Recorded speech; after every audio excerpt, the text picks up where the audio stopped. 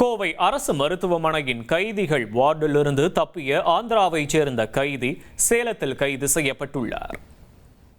ஆந்திர மாநிலத்தைச் சேர்ந்த பிம்முடு அஜித்குமார் மீது பல்வேறு மாநிலங்களில் கார் விற்பனை தொடர்பான மோசடிகளில் ஈடுபட்டதாக 30க்கும் மேற்பட்ட வழக்குகள் நிலுவையில் உள்ளதாக கூறப்படுகிறது. இந்நிலையில் கோவை மத்திய சிறையில் அடைக்கப்பட்டிருந்த அஜித்குமார் உடல்நலக்குறைவு காரணமாக கோவை அரசு மருத்துவமனையின் கைதிகள் வார்டில் அனுமதிக்கப்பட்டிருந்தார்.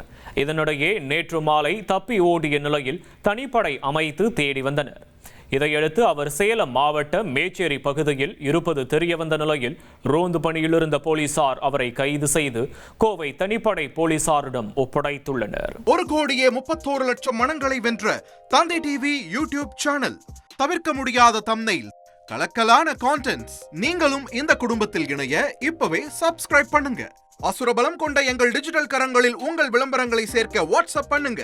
8939888838. Email advttv@dttv.in.